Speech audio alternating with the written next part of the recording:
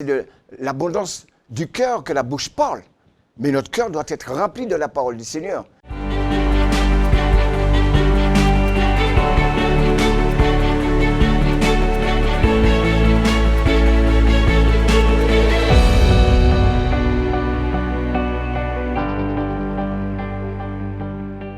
Le thème que le Seigneur m'a donné aujourd'hui, c'est « Tu dois vaincre les pensées négatives ».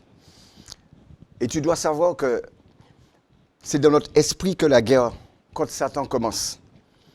Parce que le plus souvent, nos pensées nous conduisent, à des conversations intérieures. Et nous pouvons dire des choses, intérieurement, sans qu'un son puisse sortir.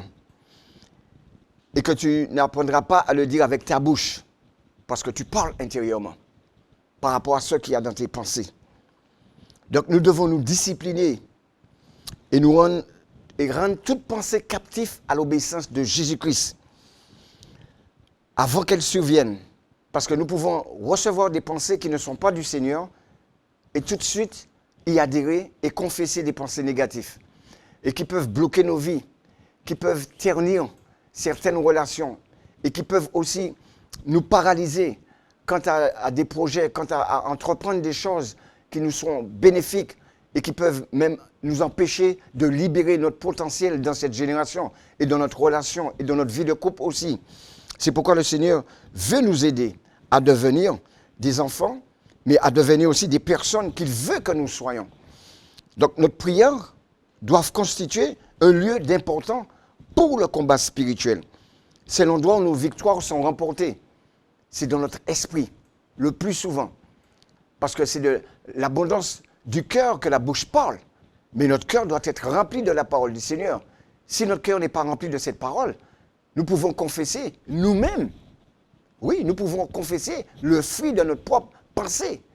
Et le Seigneur a souvent dit que le cœur de l'homme est tortueux par-dessus tout. Et ce n'est que confessant, mais en croyant du cœur, que nous pouvions parvenir à la justice. Mais c'est en confessant de notre bouche que nous pouvons, parvenir au salut.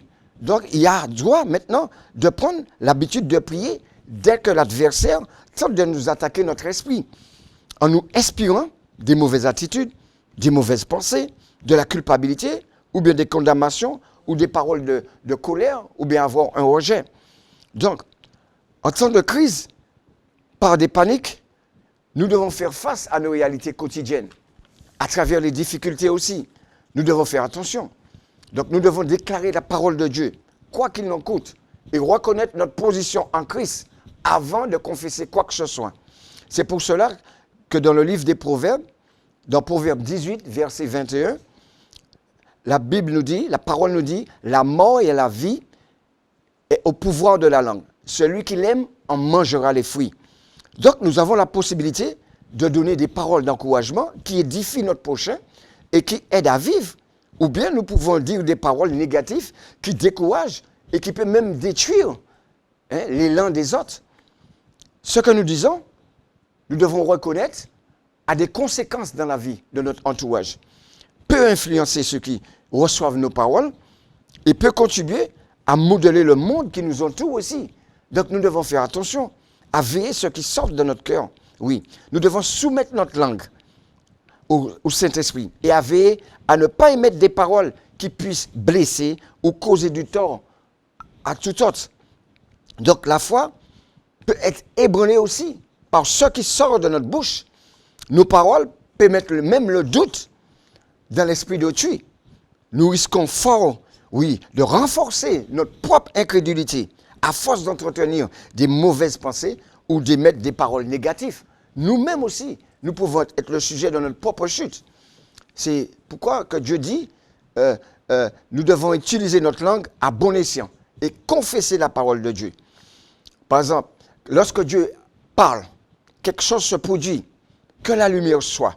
Et nous voyons, sa parole a eu comme conséquence d'éclairer, de créer la vie, de manifester la vie, de libérer la vie. Donc, c'est pourquoi dans le verset Jacques 3, verset 6, il dit que la langue est un feu.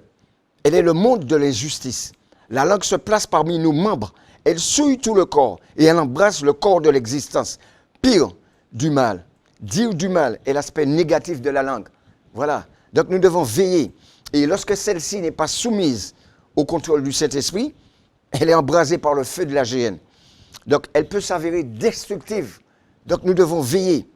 C'est pourquoi le Seigneur nous dit, garde ton cœur plus que toute autre chose, car c'est de l'abondance du cœur que la bouche parle. Donc, c'est pourquoi Dieu a encouragé Josué, tout comme il nous encourage aujourd'hui, que ce livre de la loi ne s'éloigne pas de ta bouche. Oui, c'est pourquoi la foi et la confession sont inséparables.